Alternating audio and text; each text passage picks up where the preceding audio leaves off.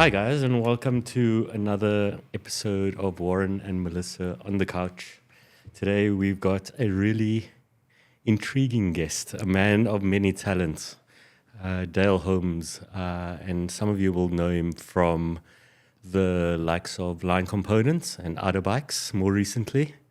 It's so cool to have you on the Thank show, you. Dayle. No, Welcome. Thanks for having me. And thanks for always showcasing our stuff and giving us lots of love on your channel. So appreciate It's it. only a pleasure. I think the cool thing is, and it's something that we really pride ourselves in, is actually enjoying the local markets and what it can provide. And we became, Dale and I were talking off air, and we were saying, like, this Warren and Melissa Wmgoriding channel doesn't, we're not in it for the money, and we don't make any money out of it. But it really helps when you have good quality components that are really affordable. And I think that's how we got to know Lyne Components. Thank you. Awesome, man. Yeah. And like and subscribe, do all of those things. These guys work hard to give you rad content. They don't charge any money. We don't pay them. They do it all out of their own sort of passion. So yeah, it's really cool, and well done building the channel. I think it's really cool. We've spoken about it. Yeah. I think it's really cool. It's relatable. It's entertaining. You're always like on trend with what you're doing. Always like showcasing what's happening on the new enduro trails or whatever's happening. Yeah. You know, so it's awesome, man. Well, thank Well you. done. I appreciate it. But today's not about us as much as it is about you. We thought we would kick it all off with, how did you get started?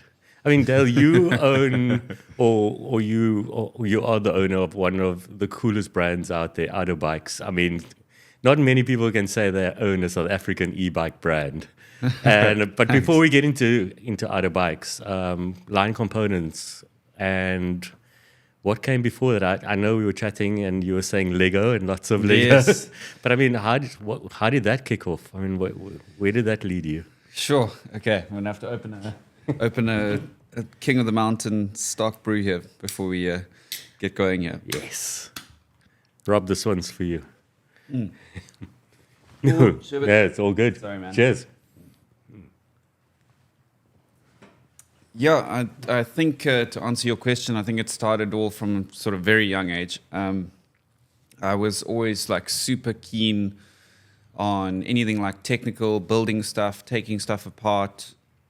My old man, which he was a civil engineer, he should have probably been either a mechanical engineer or an industrial designer, because he was like super handy, was always building stuff, welding stuff, you know, in his workshop. And I was there like as a kid, just like amazed at all of this, and like was, you know, with him working on you know, whatever his weekend projects were. And it just came out of that sort of passion. And like when I was a youngster, like I wanted to be an inventor. Like that was my thing. Like an inventor was where I wanted to be. And then I later discovered that like a modern inventor is an industrial designer. Yeah. So industrial design is kind of where an inventor would be of the 50s or 60s, when you saw these crazy inventors in their workshop making stuff. That was like, I want to be that guy. Like I want to come up with something cool and like bring it to people. So yeah, from a young age, I knew where I wanted to go in terms of what it was, but like I was kind of like, I knew that that's what I wanted to do, but then like I didn't really know. And school was like, I didn't do particularly well at school, and I left school like pretty deflated, to be honest. Like the whole school system didn't really cater for creatives. Yes. So it was kind of I think it still doesn't. Yeah, it is better now. Like I see that there's design as some of the subjects, and some of the kids are doing like awesome, you know, they're experimenting with all the design disciplines in school already, but we didn't have any of that. I'm sure your generation also didn't have it. Definitely not. Like the closest I could do was like technical drawing, and that was like it. There was, you know, it, yeah. But I suppose that gave you a little a good background when it comes to CAD. Yes, I mean, technical drawing was like, I aced that. It was like my best subject, but the other stuff, not so much. Yes.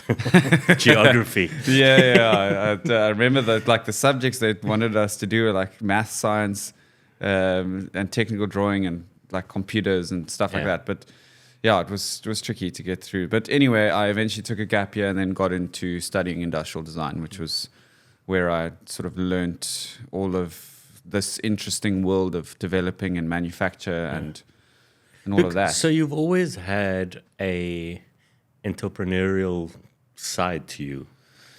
So the entrepreneurial thing came sort of later.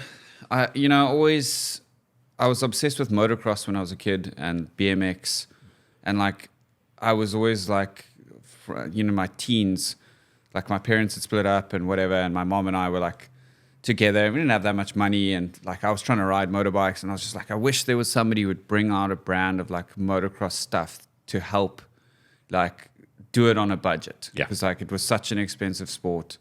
And that like idea basically changed forms over the years to eventually being like the sort of, I don't know what you'd call it, like the backbone idea of Lyne Components, and it's still very prevalent in outer cycles. But it's basically, that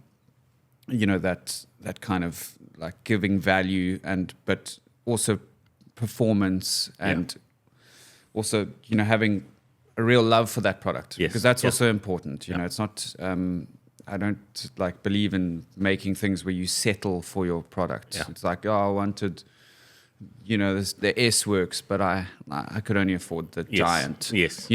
That's like that's how I feel sometimes. Like people end up like, I had to buy this one. Oh, it's not so bad. It's okay, but I don't love it. Yeah. And I want to create sort of products like that, but.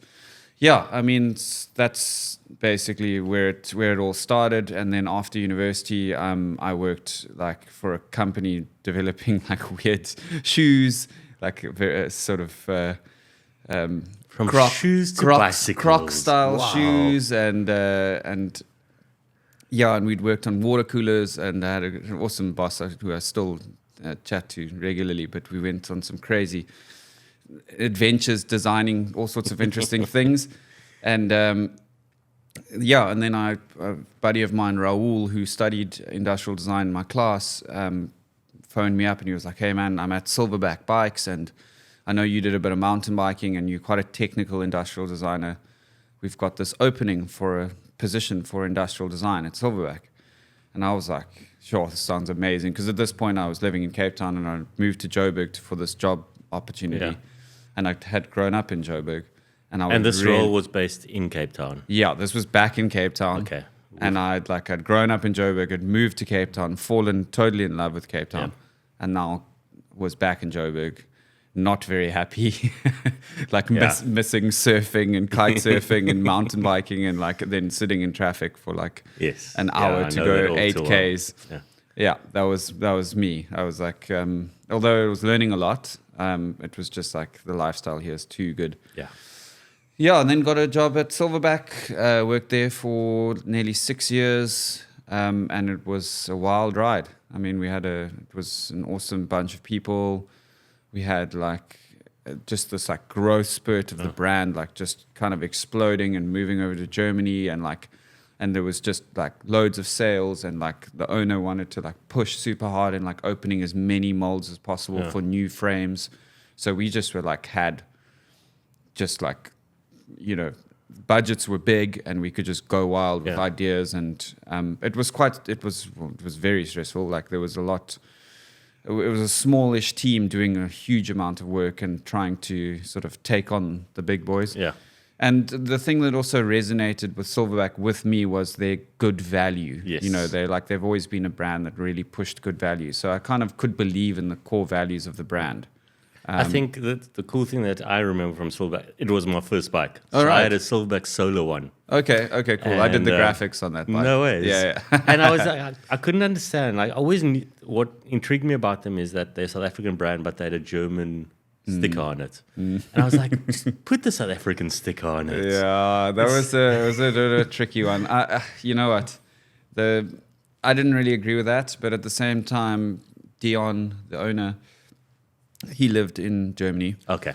And well, that makes sense. He was an integral part of the design team. So there was a portion of it, the lead of the design was from Germany. Okay. So a portion of it was designed in Germany, but then the majority of the team was in South Africa. So it wasn't it was, you leaning on the German heritage or whatever. But I was does also it make you proudly more South African. appealing as a brand if you say that you part German?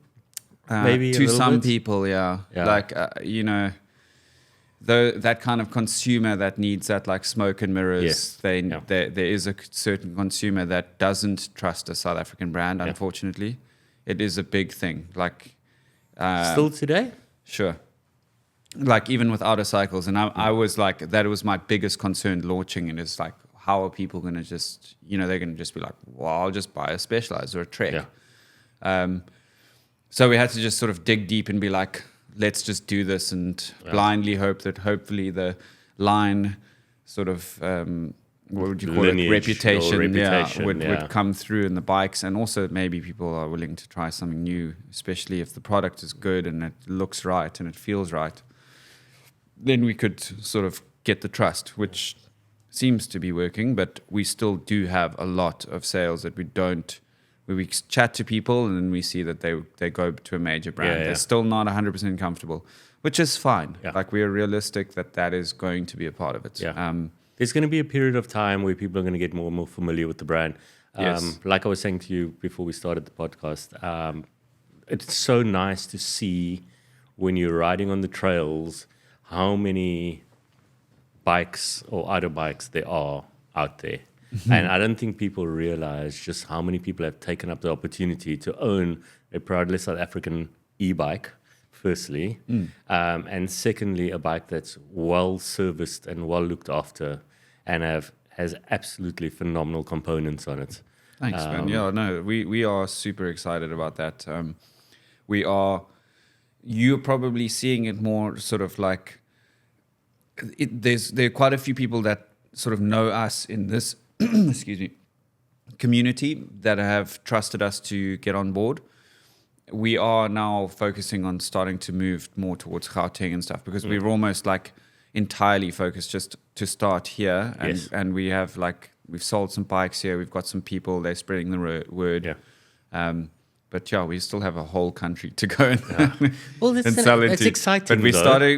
started slow, and I don't want to I don't want to rush it, and I don't want to make mistakes where we try to like grow too quickly or just focus on so one of the things that I never want to talk badly about Silverback, but one of the things that happened there, which was kind of sad, was it became about like the sales figures always, and it I'd even sometimes say to the owner, I'd be like, Dion, you've got to look at how, like, if you drive down like Bloberg beachfront and you see that like 80% of those bikes are Silverbacks, and although those were sales figures on your dashboard or whatever you're looking at it on, those are people having a healthy Saturday with their family, spending family time on a great bicycle that you made for them. Yeah. And that, I think, gets lost when brands grow too fast, or that it becomes like this challenge to like sell. It's like, I want to still try and hold on to that fact that these things should make people's lives better, and people should really love them. And it should be about, it's like, we are putting our love and energy to create this product that you love and have a good time with and enjoy a positive. So it's an authentic product. Yeah. That's the idea. And we're trying to do that, and also to be held accountable, so that if something is wrong, you can pick up the phone and be like, I don't believe this is right. And we'll be like, cool, let's chat.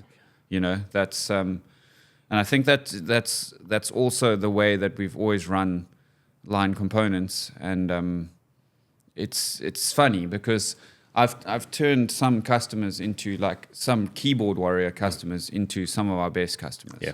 Like, literally had guys get in on a Monday and they're just like Sunday evening email, like just so angry about something that failed. And then like, I'll just pick up the phone at like 8 o'clock, 8:05, phone their cell phone. How's it going? It's Dayle from Lyne. Yeah. Just want to chat about it. And they're like, oh my God, thanks for the call. Like, super nice. It's crazy how quickly it turns around. Yeah.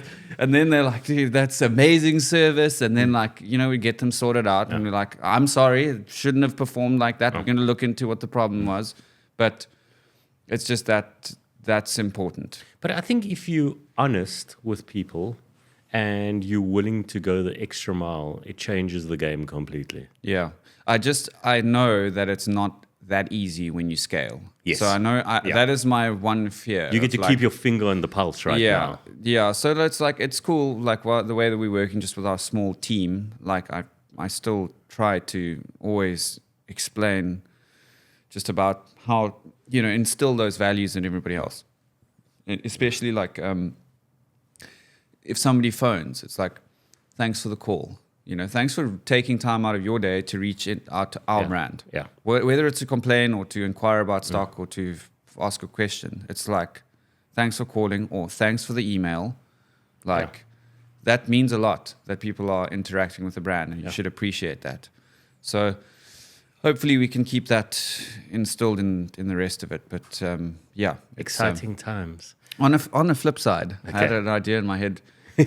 This is to everybody listening. Thank you for listening. But be careful of how you interact with people's brands. I've seen this a lot, and this whole that Louis Buchanan or whatever his name is, the one that's been attacking Commensal and all sorts. I don't know if you've seen this whole drama on YouTube. I know who he is, and I know the Commensal brand, but I don't know. There's been like a whole video that went viral where he just like crapped all over their brand and like, in his eyes, exposed how bad the bike was. Meantime, the bolts were just loose and he hadn't tightened them. You got to be so careful with these kind of things. I studied his video to see what was wrong because I'm sure there's something simple that this dude's missed, and it was. He just didn't do a bolt check after a ride or two, and then he's like completely blaming the brand, and this whole thing just went viral, and like now everyone is just like crapping all over Commensal and like just.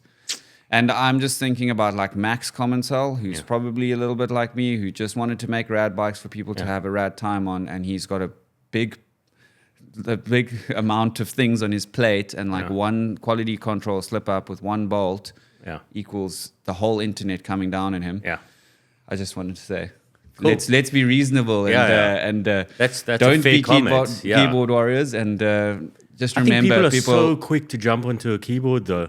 And as soon as you see one person bad mouthing something, and you've had a similar experience, it kind of snowballs. Yeah. And then everyone just jumps in, and it's not fair. I mean, like you say, it could be something super simple that could have been fixed very quickly.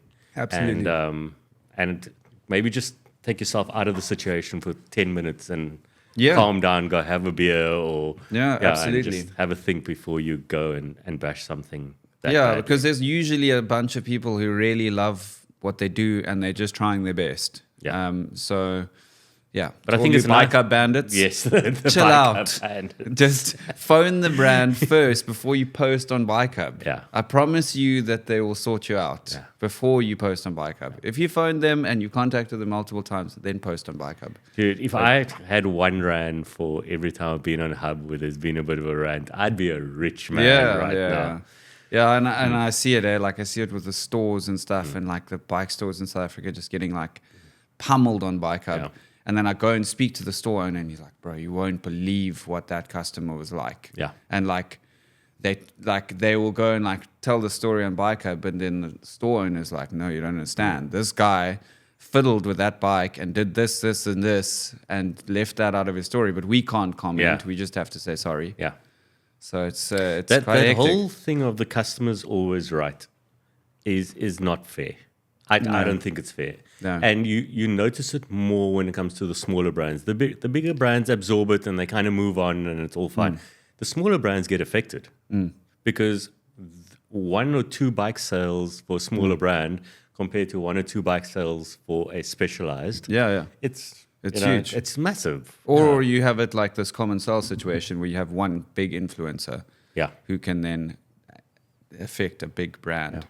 But I had an idea about that actually a while ago, and I was like, I'd love to do this. And I think this could be rolled out, but it's like the Uber mentality. Like your ID number is linked to your Uber, and how you behave 100%. as a customer also affects your rating. Yeah. I was like, a while ago, I was thinking about it, like we should have a system with bike stores and everyone in the bike industry, and you sign up to this thing, and depending on your behavior, you'll get discount. That's amazing. And if you are not a nice person and you mistreat stores, your account will be flagged, and no store will give you the right price. Well, it's like an Uber. And you earn being a nice person and giving good feedback and being constructive in the world and not being a dick and like ruining people's reputation. That's such a clever way It would of be a doing great system, but you have to earn your discount. You don't walk in there and be like, oh, what can you do in price? No. Yeah. How good were you? But it's crazy how quickly people go to that, though. Yeah. No, it's like this weird thing in the bike industry where people think everything is negotiable. Yeah. And it's like the thing that we've always stood by hard. Firstly, we sell online and we try to sell our products at the best price we can make it. And secondly, we sell to bike stores and we don't want to undercut the stores. Yes. So we just have, if people ask me for a discount, I'm like, go to your local bike shop. Maybe they'll help you out, but you're not going to get a discount from me. Yeah. It's the typical sort of thing. We get phone calls like, hey, what can you do on price? This is the price. Like 2 weeks before Black Friday, phone's ringing. Are you doing Black Friday? Yeah, we do it all year round. That's our pricing. It's great. Have you seen? Oh, that is brilliant. It's like, I don't need to sell my product for 10 grand and then sell it for 5 grand for a month. Just for one day. It's like, well, then why wasn't I selling it for 5 grand the whole year? Yeah. You know, it's just like, just make a humble markup and make sure you cover your things. But before we're getting off tangent, and we need to bring it back a little bit. Yeah, so you go study your degree. Mm-hmm. You go to Silverback. We're still missing. There's a step in this thing. Yeah, okay. How do we get to Lyne? Yes, sorry, I went on a big tangent there. So the big thing that we have to talk about is obviously my old man. I've made sure that I've tried to, because he is always in the background, but he is a massive part of this whole story. Okay. But I just went to them, like my old man and his wife Wendy, my stepmom. And I was just like, I'm not really happy here anymore. I'm just feeling like I'm sort of hit the ceiling of where I can like learn. And I've got this itch that I like really want to do my own thing.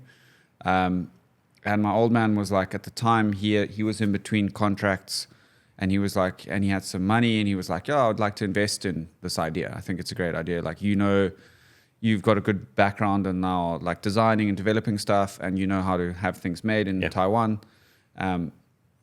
We should start doing our own products. So we did. We started off with the dropper post, and we launched it initially on Bikehub, and it was, it was all like experimental. My old man was running it to see whether this whole thing would work. Yeah. It started to take off, and initially people were like, what is this? This must be like Chinese rubbish. Price is too good. And then a few people bought them, and then they were like, they're great. You should buy them also. And then it started to like snowball. But it literally was just out of the Bikehub classifieds. We had the online store, but our ads in the Bikehub classifieds were the only way people could find out about us. No ways. Yeah. Okay. So we posted our ads in there, and people were like, so I just posted did it with a, like link. You can buy it online. Yeah. And people, and that was when Bikehub used to have comments on the ad. Yeah. And I mean, I can't remember what it was, but it was something stupid, like 18 pages of comments eventually over a couple of years, because I kept that same ad running from day one. So you could see how it how it morphed from like the first guy's like, hey, well, I've just bought one. Hopefully it's good. And then like, and like people hating on him, and then like them all eventually buying. And like, it was this weird thing that was going on. But then like, the comments were like, just like, had mine for 6 months, love it, and then like, so people would just see that and they'd be like, oh, that must be good, okay. They'd buy it. And that's kind of how we went along. And then it was just sort of growing quite quickly, and then I left Silverback. At that point, so my old man he's like a civil engineer, but he's more of a project manager now. He works on like insane stuff like nuclear power. And mining. We need to get him on the show. Yeah. you should. Yeah, he's a crazy, like the stuff he's dealing with. He's working for a company that does like the scientific research that's outsourced for Eskom. So they're a private company, but Eskom uses them to like do the research for the next power station. And like environmental impact studies and site safety reports and all of these things. So he's involved in that, and he manages all of the scientists that are doing all of the research and whatever. So it's pretty crazy. And yeah, I mean, he was literally just busy with the site safety report at Coburg. And had he not submitted that in time, like, we would been sitting in the dark. Yeah. Like, my old man was responsible with that burden, like working all-nighters for a week at like 70 years old to try and make sure that this was submitted, so that and we've got, the nuclear regulator didn't cut off Coburg, because Coburg was their reports were old and whatever. Yeah. Anyway, so he was in between contracts with this company, and he had time. So he was physically packing orders and things. So my old man was just at home. He would see the orders come through. At night, I would reply to people and update the website and do, the design of the next products that we wanted to launch and whatever. And then when I left Silverback, I came into working from my flat. So I was dispatching from my flat the first orders. Initially, it was dispatched out of my dad's sort of garage, and then we worked out of my flat for a month or two. I had a spare bedroom, filled it with stock, would just sit there on my computer, like dispatching orders. Excuse me. The couriers would come up the stairs, I'd give them the product, and then eventually I said to my old man, like, I can't work from here, like, this is ridiculous. I need to like get out of this flat. I'm going mad. Yeah. I've been in here for like 2 months. I'm like, but the thing is, you're living there, you sleep in there, you work in there. I mean, you never leave. Yeah, I know. It's like bad. I'm like in my underwear, like packing orders, and then I'm like, hear the courier knock. I'm like, I should put some clothes on here. Like, I've just got up straight in the morning, and I'm just be like, oh, there's more orders last night. I better start packing because he's going to come and do the first dispatch. So it just snowballed. Yeah, and then. I moved into Woodstock, just one road down from where we are now, into like a 28 square meter office. And I was like so proud of that. It was like awesome. Little tiny office with desks and cupboards, and that was it. And that was just me. My old man had gone back to this contract, and it was just me. So it was like, that was hectic. Like, from this job at Silverback, where like we had budgets, we had like people, like cleaning staff, there was chick making food every day, so like lunch was sorted, it was like quite cushy and smooth, to being like opening my office every day, like I need to clean this thing, I need to dispatch the orders. At the time, like no packaging suppliers would take us serious with our small orders, so we were literally creating the packaging ourselves. The initial droppers came in like a postal tube, like a cardboard postal tube. I got one of those. It was a blue, white, grey. Yes. So the initial ones, the first few hundred of them, we got vinyl sticker printed, and I rolled them. And that was the biggest problem, is I couldn't roll those things fast enough, because they would take me like 15 minutes to do one and trim the edges and get it all right. And by like an hour's gone by, and I've only done like 5 or 6 of these things. And like, I need to dispatch. So I'm like now trying to like answer the phone, reply to emails, the courier's coming, pack the order, do the packaging. I'm just like, oh my gosh, like just can't keep up. Eventually bit the bullet, got packaging actually made, got a whole shipment made in China and like shipped over. And so I could finally stop making the packaging. That was like a big learning curve. So if your packaging was dodgy on your early dropper order, I'm sorry. I was in a rush. I don't know, what is that? That's 6-7 years ago now. And so early 2017. Yeah, sounds about right. And we're still using your product. I mean, it can't be that bad. No, the product was good. It was just the packaging situation was tricky. We could have overlooked that. I mean, all we wanted to do was have a dropper post. I'll never forget that first Silverback Solar, and having to get to the top of a hill, take the quick release, put the seat on, forget where it was on the way back up. It was a nightmare. So that was a game changer. I think still probably the best invention ever to come out of mountain biking in the last probably 10, 15 years. Dropper Absolutely. post. Like I could say the same. Yeah. It's in certain cases it's more important than suspension. Like on a very basic hardtail, if you had a bad suspension fork and no dropper, I'd say put a rigid fork on and a dropper. Yeah.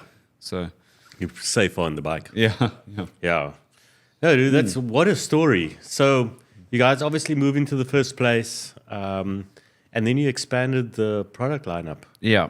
Yeah, so then I started to look into like wheels, and my little 28 square meter office wasn't going to hold wheels. Yeah. So, and we didn't want to like, at the time we rented a storage unit, and that was a major hack because I was like running between the storage unit. Try and get stock. And in between these courier runs, because it was like, what people don't understand is when you have an online store, especially with how we were trying to do it, is that like if you order your stuff in Cape Town, we do really strive to make sure that is delivered on the same day. Yeah. So if you order before like 9 in the morning, we'll try and get it to you the same day. And that means that like orders need to be packed and booked, and couriers need to be called by like 9:30, 10. Yes. Yeah. Which is quite busy period. And then you've got like 2 hours off, and then like 12 you need to be packing for them to come back at like 1, 2. Yeah. So there was like, as a single person, if you're running a busy online store, it's crazy. It's like, it's hard work. And you did this all on your own. I packed the first 1,000 orders myself. Yeah. Wow. Before employing my mom, she's been like a godsend. So my parents they're divorced, but they're great friends. Yeah.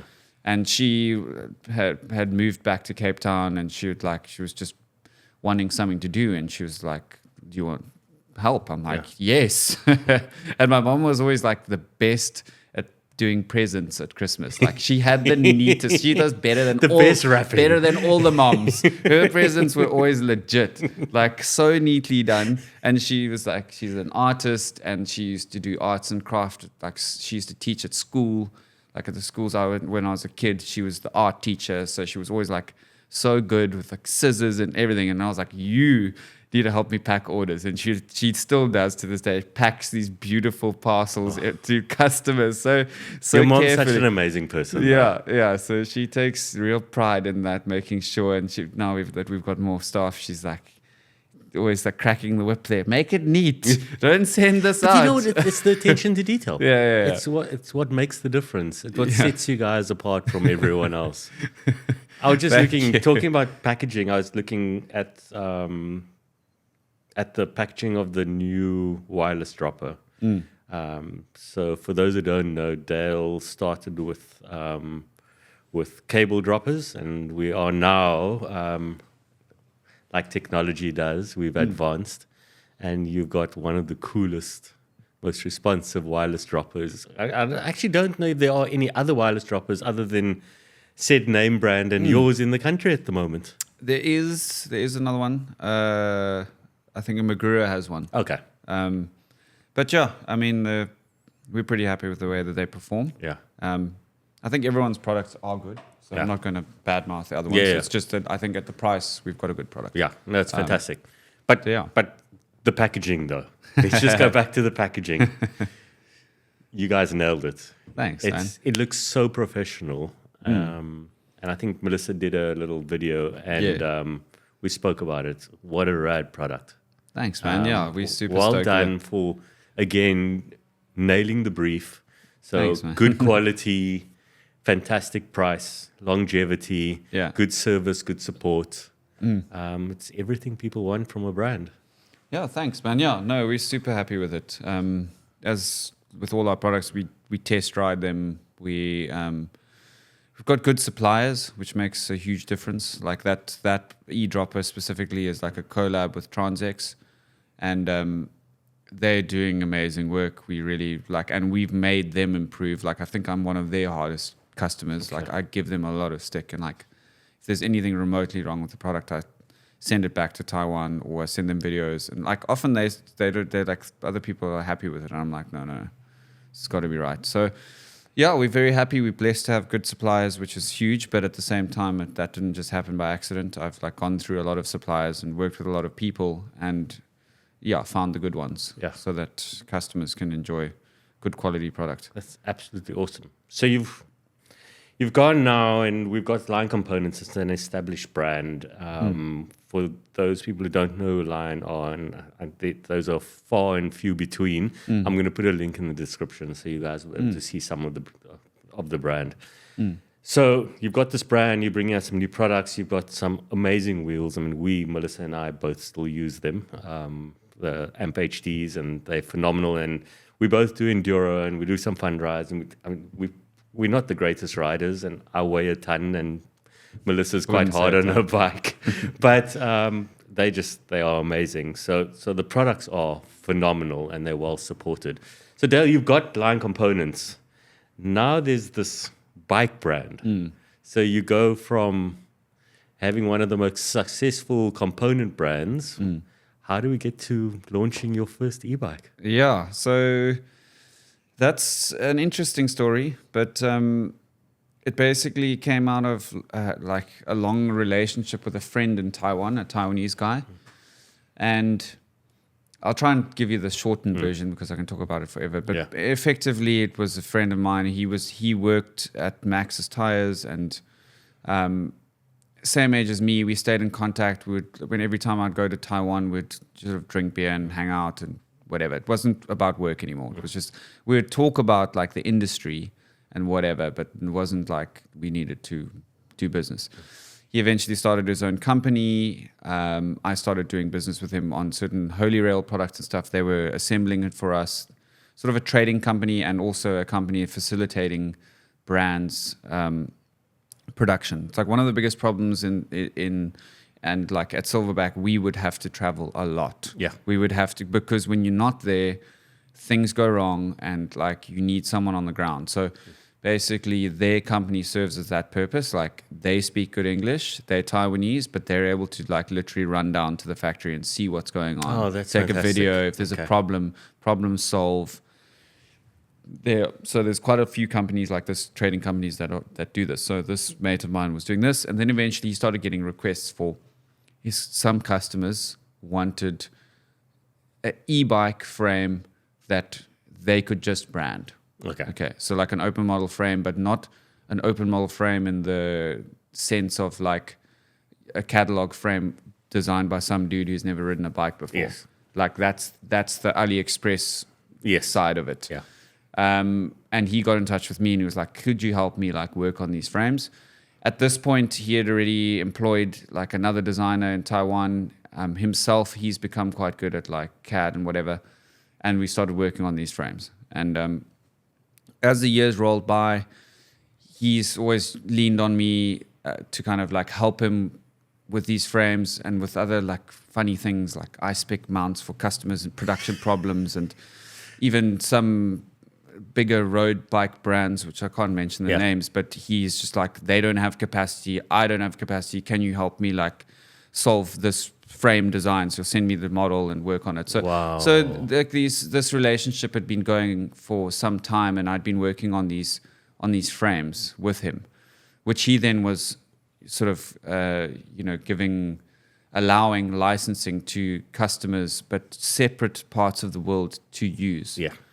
And eventually we got to the version that we're using now, and I was like, wow, this is too good. Like this frame's really good now.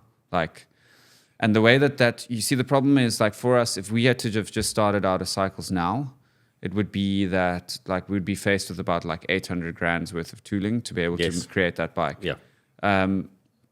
With this system that we're working on now, where we are still in control of the design and development of the bikes, but the tooling cost is now spread over a couple of brands, and over the units of all of those brands, we can actually afford to develop bikes. Yeah.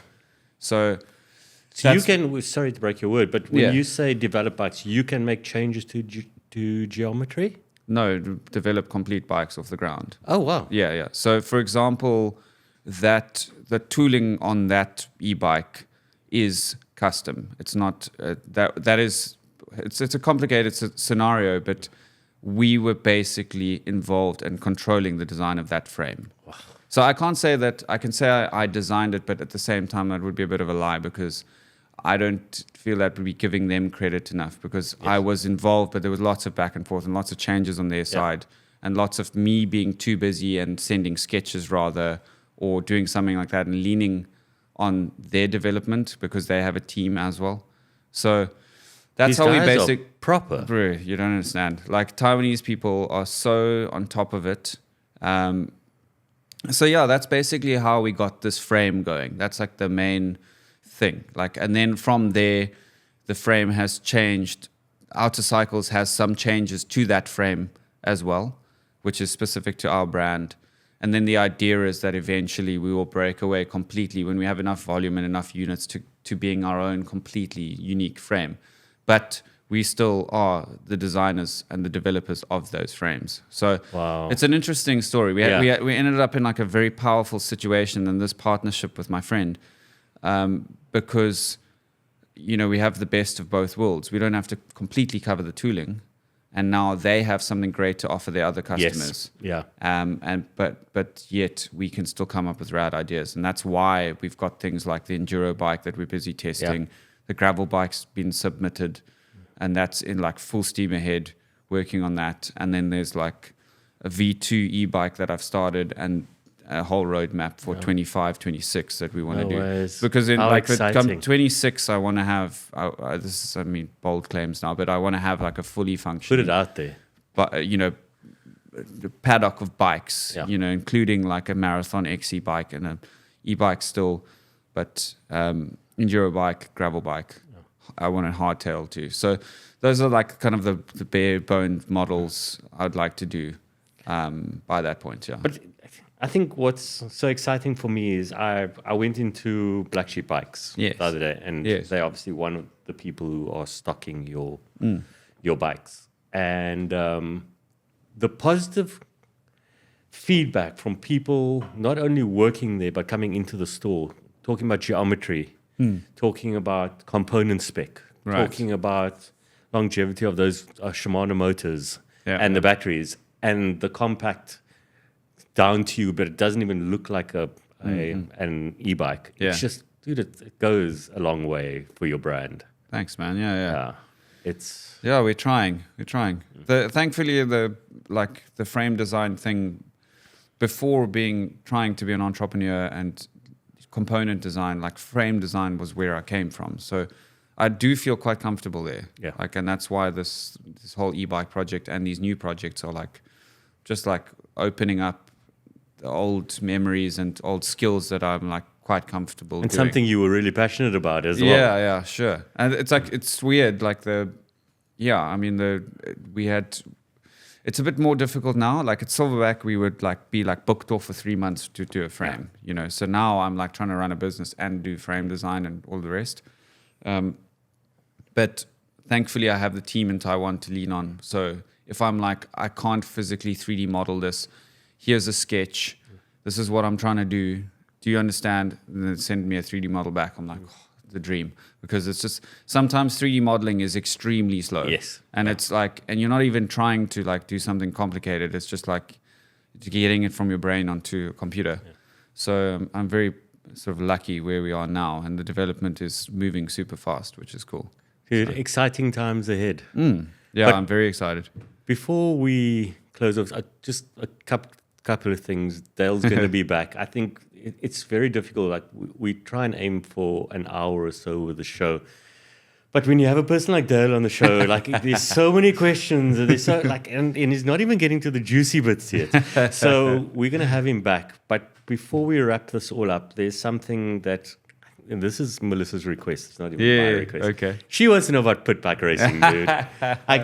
Dale's got some of the raddest bikes you will ever see, and one that he's done a complete restore on. So please, we'll put his Instagram down below. Please go check out the job that he's done on this. So you guys have a little spray booth. You've been working on this bike. You're racing this bike now. Yeah. How? Sure.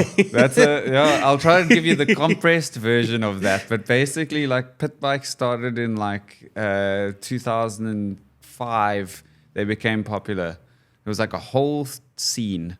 And I was in Johannesburg at the time. And like the word pit bike comes from like people, mini motorbikes that they would ride around the pits. And then they would start racing them, you know, in between the motocross races, they were like pit bike races. And then they started becoming their own thing, pit bike racing. And back then it was like Chinese bikes that people had imported, and they weren't very good. And 2-3 years later, it just died. Everyone got over fixing the bikes. They would just break, and people got over it. But subsequently, like Honda and Yamaha and everybody made actual pit bikes. They made kids bikes, but at that same size. And that category kind of grew for like a starter kids bike, like low tech, kind of not too fast, but very reliable. And then like this resurgence all of a sudden happened in, I don't know when it was, probably 2018, 2019. It started to like just happen. And I started seeing it on Instagram overseas, and I was like, oh my God, these people are riding pit bikes again. Like it just disappeared. And it was so funny. Like I bumped into some friends, and they were like, yeah, no, I bought one of these CRF 110s, like these little Hondas. And I was like, dude, so you guys are riding pit bikes in Cape Town? I was like, okay, I'm buying one. Like immediately entered. But yours is not, like, I thought it was like a resto mod. No, kind of. so that's another one. So I've got a We're very nice. unpacking the layers. Yeah. I've got a very nice Honda which I ride, which is like fully modified, and it's got all the things. So these things start off as children's bikes, and then you make them like adult friendly. So you do suspension mods to make it harder. You put bigger bars on. You put everything like has to be upgraded because small little foot pegs and everything's tiny. So you make them ready for adults. But the bike that I built completely was for a race called MotoGP that we do. Okay. So MotoGP, not to be mistaken with MotoGP, is a race by a very interesting guy called Andrew Liebenberg. I hope you're going to listen to this, Andrew. He is the biggest legend. And if you have 5,000 Rand and you have a couple of mates, 4 mates max, buy a piece of crap motorbike on Marketplace and go and enter MotoGP and race it for 4 hours around a dirt track. It is the best thing you can do with 5,000 Rand. It literally works out to like $1,500 each, and you can... And you just like tag in and you lap and go for it. Yeah, so like if you take a couple of mates and you literally you put 1,500 Rand each, you can have a bike and 1 race entry, and you'll have the bike for the next races. It's that cheap. So literally you get 4 mates, put $1,500 in each. I need to speak to Melissa about this. 100%. Okay, so this race, I've been doing this we have destroyed motorbikes through these things.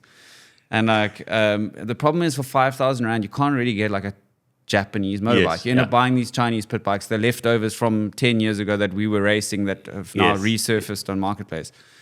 And I had like done this, and we just kept having like bike problems. But like the part of like the whole MotoGP thing is you've got $5,000 to spend on the bike. You've got to be crafty with like what you can buy. Some people do pick up Japanese bikes that are completely clapped and fix them up, whatever. But I was like, I want to have a Jap pit bike for $5,000. Anyway, I found a motor that just happened to come up for like 1,200 Rand from a scooter delivery motorbike. It was from a Honda Wave, quite rare, but $1,200 I think it was, for a motor and a frame from a delivery bike. Drove out to this guy. He was always all the way in Riebeek, Castile, bought this 1,000 Rand motor. I was like, I'll use it on something. I'm sure it's cool.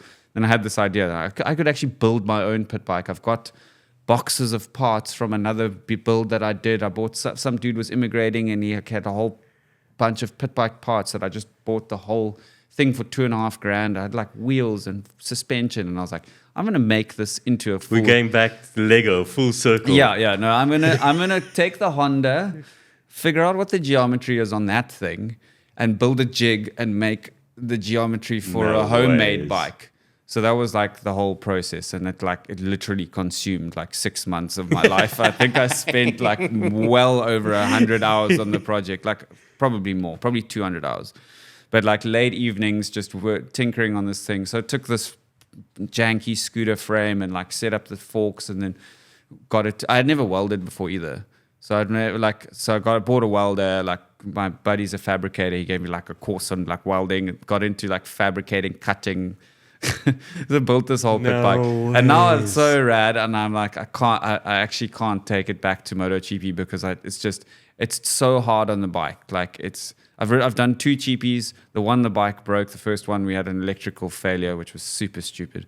And then the second one we came back and we absolutely smashed everyone. We set like the records for everything on this thing. It was so like it must be such a draw. Yeah, but now I can't. I'm like, I know if I go and do 2 or 3 more cheapies, that bike is good. Because remember, you're riding for 4 hours.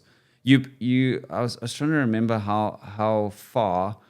I think you end up doing something stupid like 150 Ks, 200 Ks. That's proper. And now I'm talking about on a dirt track, like full of harsh bumps, like and corners, and these motors are just on the limit, the bouncing. whole time for 4 hours straight. It's like riding to like Langebaan and back on a dirt road, fully pinned, on a bike that costs 5,000 rand.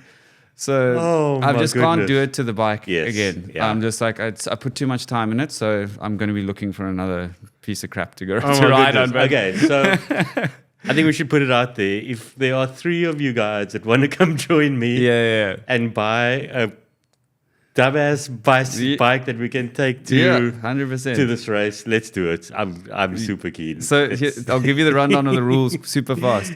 It can't be a competition motocross bike, so you can't rock up there on a 125cc motocross bike. It can be a farm like scrambler.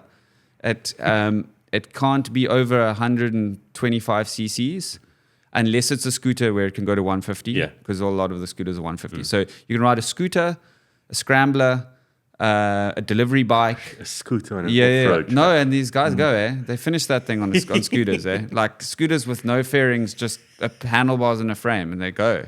It's like, it's hectic. There are all sorts of things there. Oh, gosh. Like Pee-wee 80s, all sorts of things. We need to come do a video on that so we can show people. It's the best thing ever. Maybe just follow Dayle for a day and just follow him with a camera and see what this is all about. It's chaos. Dude, thank you so much for coming out and just giving us a little bit of the history. It's so cool to know that there are still authentic brands out there that care about the consumer and about the quality of the products that you guys are putting into market. It's refreshing. Thank you. Because I think sometimes the only reference points we have are the S-Works and the Treks and the ridiculous budgets that come with it. And you guys are doing something on a much smaller budget, but putting out the same quality. And thanks, man. And that's just, it's phenomenal. Thanks a lot. Yeah, no, we're trying our best and appreciate the support from you guys and from anyone who's bought our stuff and supported us. I mean, it means the world when people like trust us to sort of, to buy our stuff. So I mean, thanks to everybody, I'd say. Cool. And then one last one. I think we had chatted the last time we were together, and I think the aim is for one of our upcoming group rides to actually do a bit of a demo day. So we'll let you guys know closer to the time what's happening and where you can find us. And come. You don't have to. I mean, you can come ride it, but just come check it out and come meet Dayle, come meet the team. I mean, they're just great, rad individuals, and even if it's just for a conversation. Sure. Absolutely. A beer, cup of coffee. The last one just didn't work out, but I'm keen to be at your next one and to really show people and come have a look at what we're up to. Cool. Thank you, Dayle. Awesome. Thank you. Guys, thank you for listening all this way. I hope you enjoyed it. And look out for the next one in 2 weeks. We'll catch you there. Cheers. Cheers.